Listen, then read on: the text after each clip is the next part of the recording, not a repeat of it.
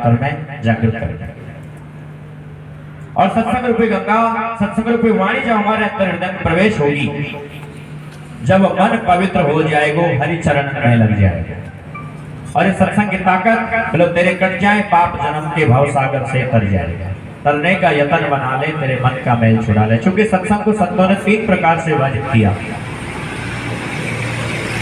प्रथम सत्संग, ये जन सामूहिक सत्संग जो आप हम सबको आज परमात्मा की कृपा से पूजनीय गुरुदेव जी की असीम अनुकंपा से मिला हुआ, जिसके अंदर ये सत्संग क्या है, परमात्मा के नाम की एक आध्यात्मिक चर्चा, लौकिक पारलौकिक और आध्यात्मिक क्षेत्र की मूल भेद को जानने की चर्चा। दूसरा सत्संग दोभाषी सत्संग, जैसे भगवान राम और गुरु वशिष्ठ के बीच में हुआ, जैसे सदगुरु कबीर साहब और धनी धर्मदास जी के बीच में हुआ। गुरु और शिष्य का जो दोभाषी सत्संग होता है उसको दोभाषी सत्संग का नाम दिया। पर तीसरा सत्संग, इस जन सामूहिक सत्संग के माध्यम से हमें गुरुदेव जी हमारे स्वयं का निज सत्संग की जागृति और जानकारी कराते रहे।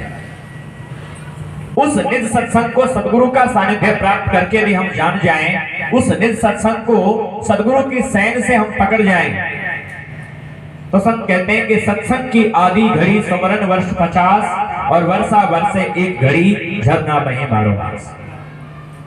जैसे आकाश से मूसलाधार वर्षा होती है,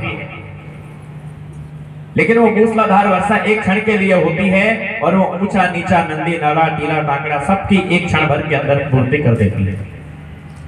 इसी प्रकार से ऋषि मुनि महात्मा जन बैठ करके चाहे 50 वर्ष बैठ करके स्मरण करें और सदगुरु का सानिध्य प्राप्त करके उस आदि घड़ी के सत्संग को हम जान जाएं, उस एक पल के सत्संग को हम जान जाएं, जिसके लिए सुखदेव मुनि जी ने संकेत करते हुए कहा, तपस्या वर्ष 1000 की सत्संग की पल एक, तो भी बराबर ना बोले कवि सुखदेव की आज्ञा।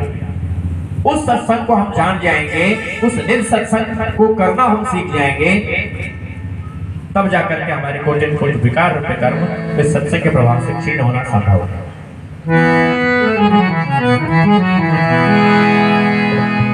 ईश्वर ने जीव बनाया, यज्ञ संग लिपट गई माया। ईश्वर ने जीव बनाया, यज्ञ संग लिपट गई माया।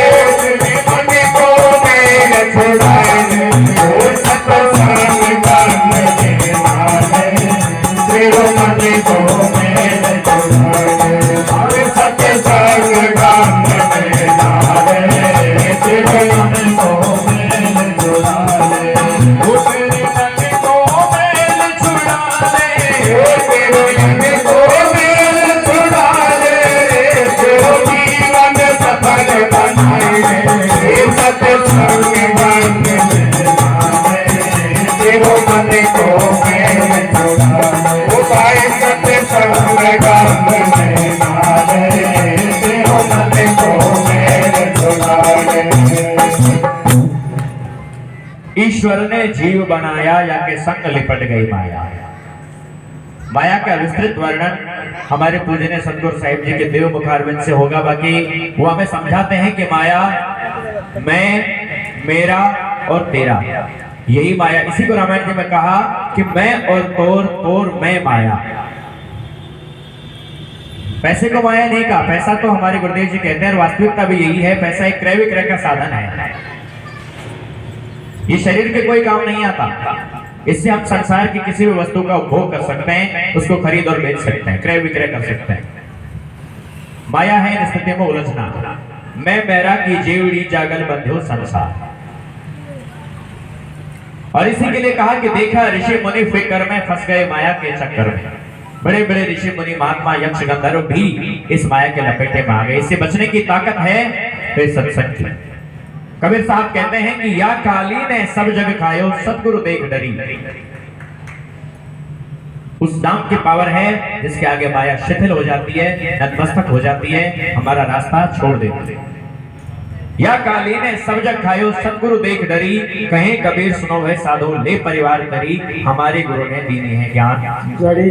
जिस सत्संग की शुभ गंगा के अंदर शुभ बेला में हम आप सब बैठे हुए, अन्यथा इस सत्संग को यदि हमने नहीं जाना, लेकिन हमने अपने वास्तविक पहचान तो कुछ और बना रखी है।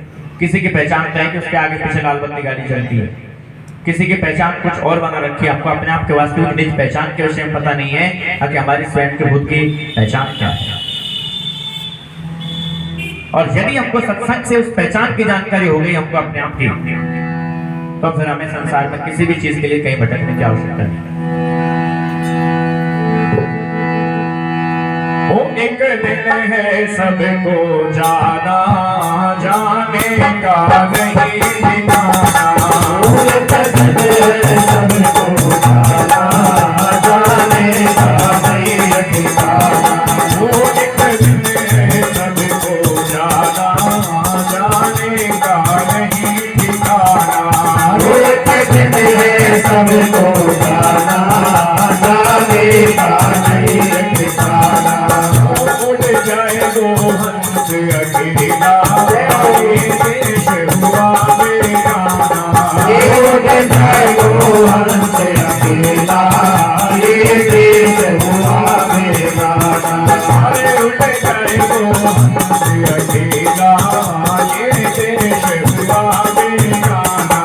उड़ जाए वो हंस अकेला ये देश हुआ बेगाना।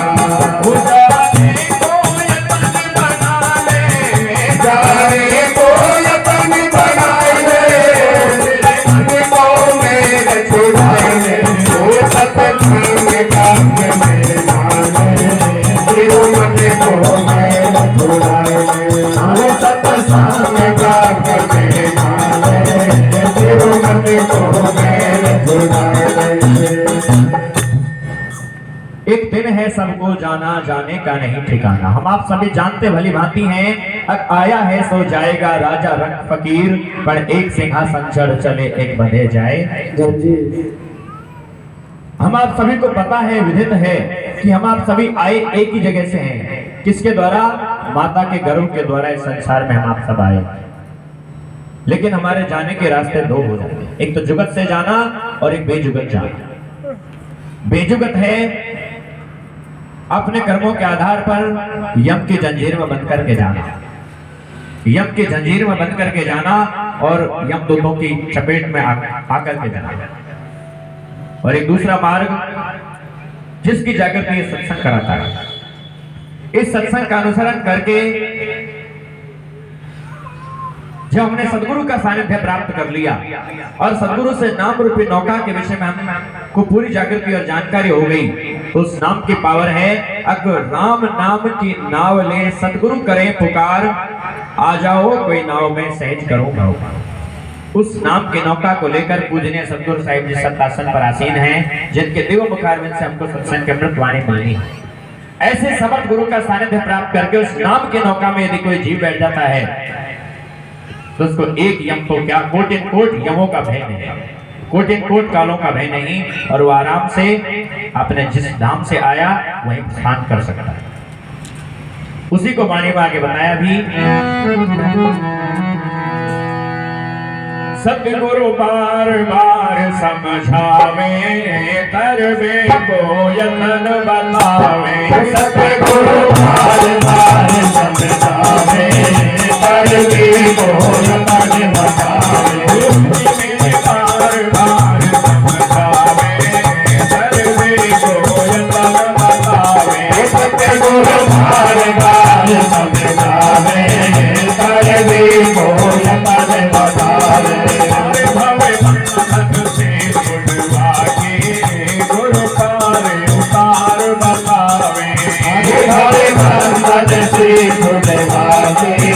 गुरु पार उतार बतावे, गुरु चरण सूरत लगाने, गुरु चरण सूरत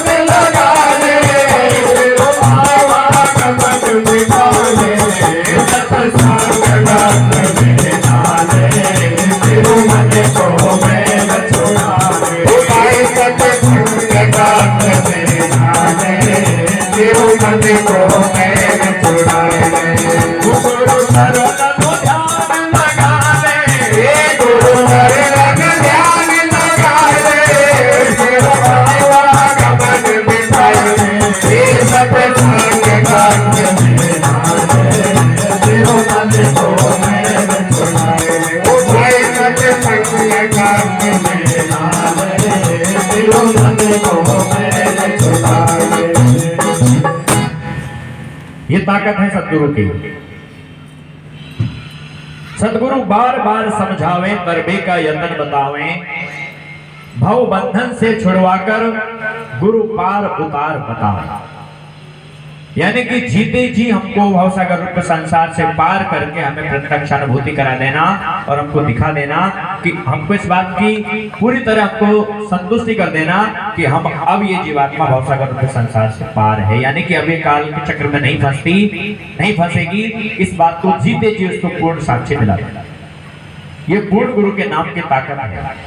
संसार के अंदर बहुत सारे नाम हैं, बहुत सारे संप्रदाय हैं, बहुत सारे भेद हैं, लेकिन वो मुख्य भेद और वो मुख्य नाम क्या है, जिस नाम के प्रभाव से वो मुख्य प्रक्रिया क्या है, जिसके माध्यम से जीवात्मा जीते जी भवसागर रूप संसार से पार हो सकती है। क्योंकि संत कहते हैं कि